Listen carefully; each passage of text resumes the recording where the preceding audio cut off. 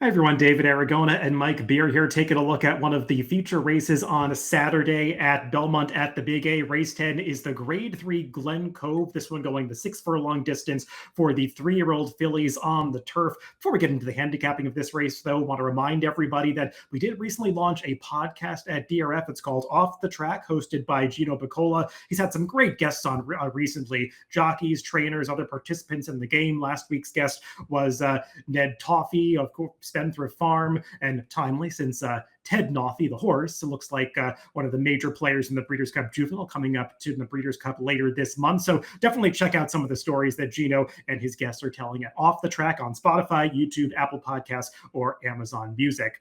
Mike, let's take a look at the field of 10 turf horses entered for this Glen Cove. Do note that the 2 outside runners, Stone Smuggler and Army Gal, are MTOs in this race. They'll only participate if this race comes off the turf. But Mike, among those entered for the grass, trainer Miguel Clement has a strong hand in here, sending out the number 2, Love Cervera, probably going to go favored, as well as the number 10, Annascall.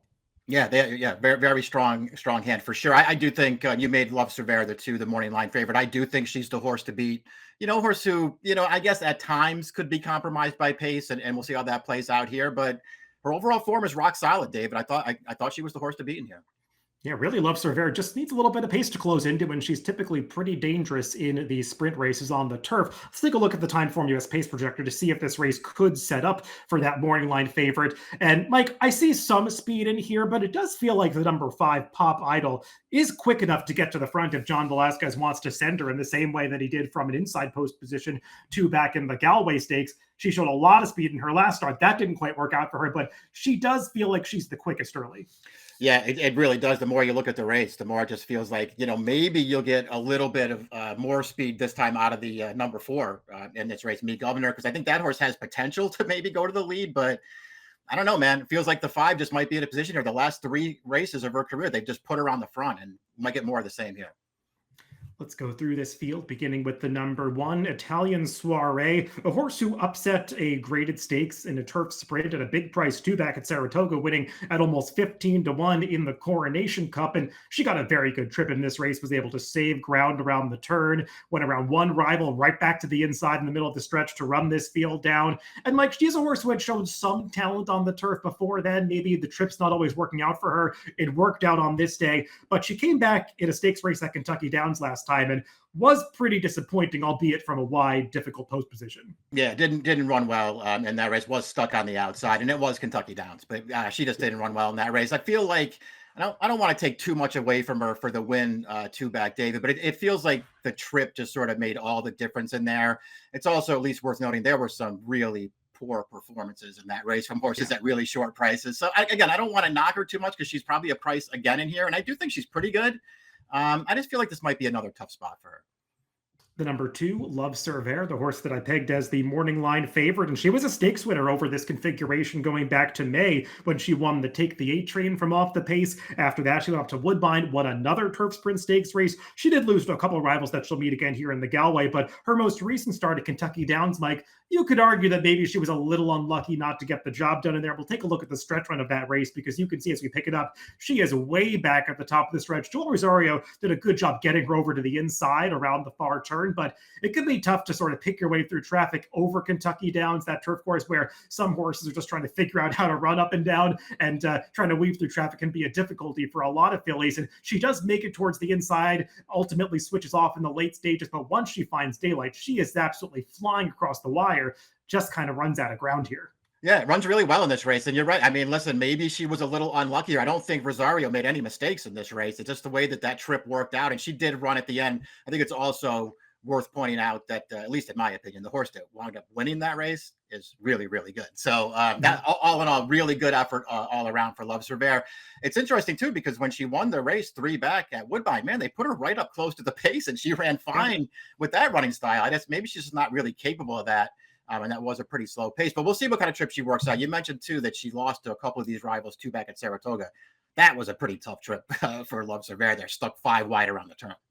Yeah, good point. She did lose a lot of ground in that race. Probably not going to do so from post two in this Glen Cove. The number three, Flatout Time, is a horse trying the turf for the first time. And Mike, she's a horse that was, I think, privately acquired after her debut race at Fawner Park and was trying in some allowance races, did win against Weaker at Delaware two back. They put her in the Prioress last time. She actually ran okay behind a pretty good horse in Pren, who came back to win another graded stakes at Keeneland last weekend. Interesting that they're going to the turf here, though, because when you look at the bottom side of her pedigree, you can search through Formulator or the Dam production, even through the second generation. You're not going to find a whole lot of turf there. But Mike, maybe that just doesn't matter very much because the progeny of Not This Time, her sire, just seemed to handle turf, whether or not there's any dam side pedigree for it. And I will say, I was watching some of one of her workouts on the turf course up at the Oklahoma track at Saratoga. You can find a video of it on First TV, and I really liked what I saw. She went solo in a drill back on August 8th, really showed a nice turn of foot on the turf, something I hadn't necessarily seen from her in her dirt races. So I'm kind of intrigued that George Weaver now puts her on, and despite the fact, like I said, there's no dam side pedigree. Yeah, I'm with you. I mean, I love the Not This Times on anything going any distance. There's just no turf pedigree for me to really get excited about here. And listen, I really respect George Weaver making the surface switch. He seems like one of the people who really has a nice touch with turf sprinters, man. He knows which horses want to do this. I don't know, man. I'll call her a wild card, I guess, at a big price. I didn't see enough to get behind her. I don't like her pedigree. I don't like her dirt races. To me, she's just going to have to be a totally different horse on the turf. Maybe she will be.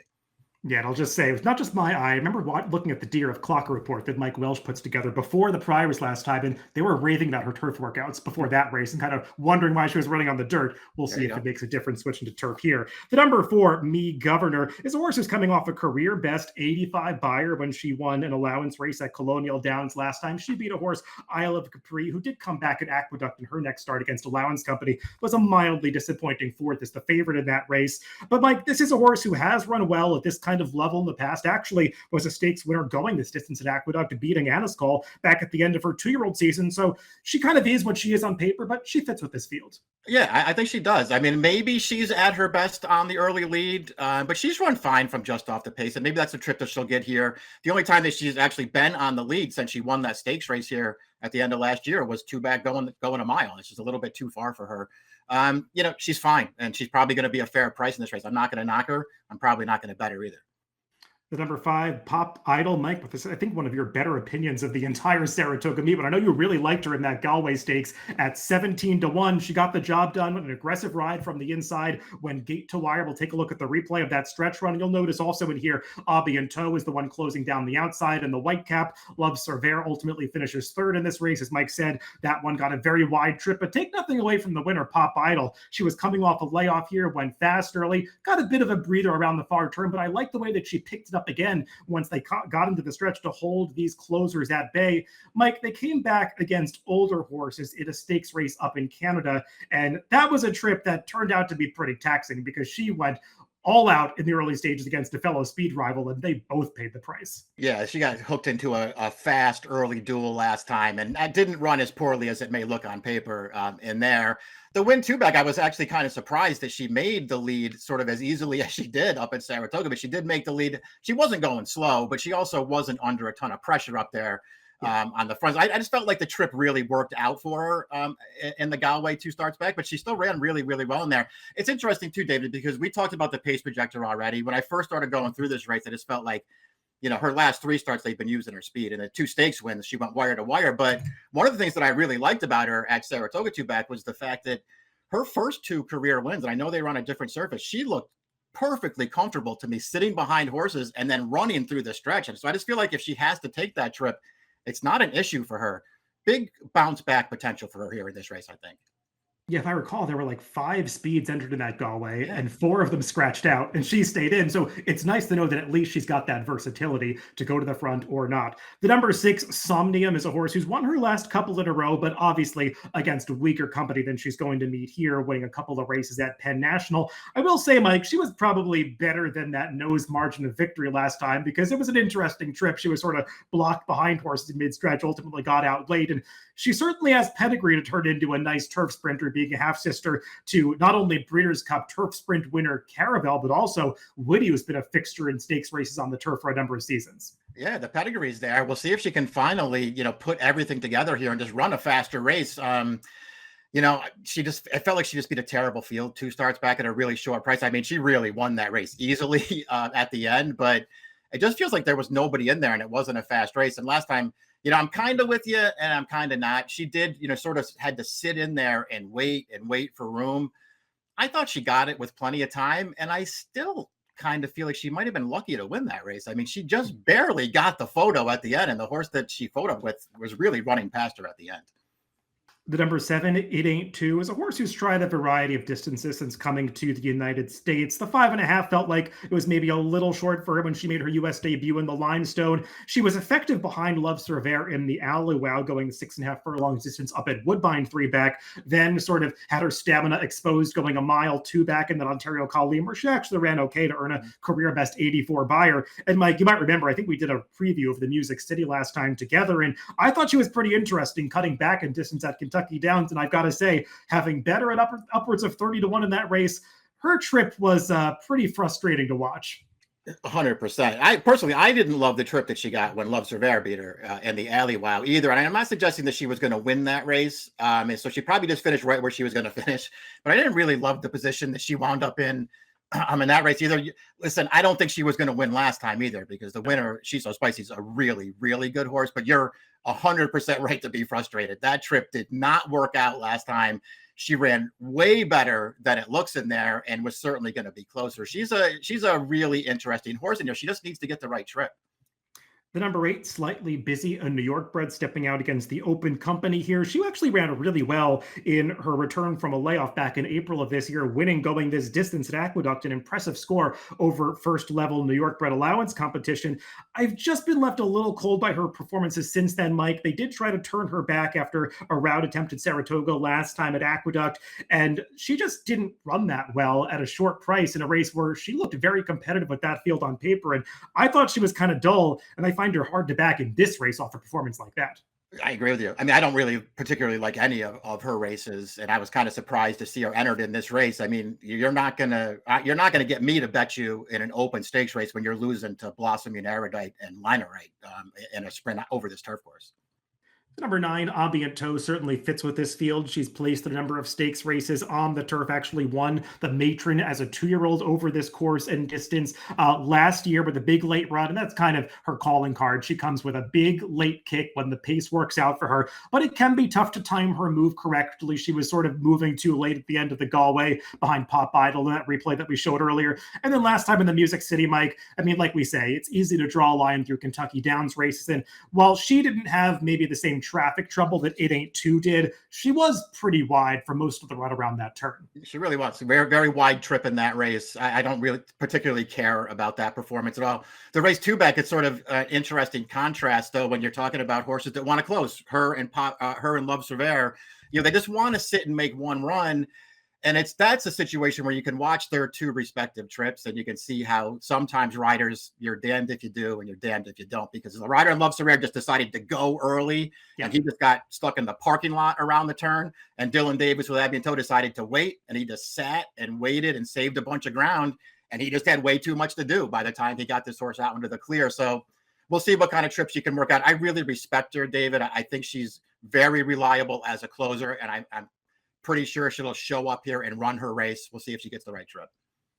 The number 10, Annascall, faced off against a rival in Love Surveyor, her stablemate in the Take the A Train, going back to May of this year. Actually ran pretty well to just barely lose in 4th. That was a blanket finish across the wire, and she held her own against that Open Stakes company. But she was kind of disappointing when she came back in that race at Monmouth next time in the Blue Sparkler. I thought it looked way more competitive on paper, and she was no match for Roja. But she did bounce back in the most recent start when they dropped her in class into a New York bred allowance race at Saratoga. We'll take a look at the replay, because she was facing what on paper looked like a pretty legitimate rival in Silsby. And yes, that one got a wide trip as Annascall was able to move inside of her on the turn, but Annascall was 3 wide herself, and she just runs away from this field pretty impressively through the final quarter mile of this race and earned a buyer speed figure that does make her competitive as she steps back up in class here. Yeah, I agree. I just feel like, to me, she was the toughest call in the race. I'm not really sure how good I think she is, but I do like the win that we just watched there when they took a step back in class with her. I remember after the Take the A Train was run, and, you know, Love Surveyor obviously came with the best finish, but I thought that pace was really solid,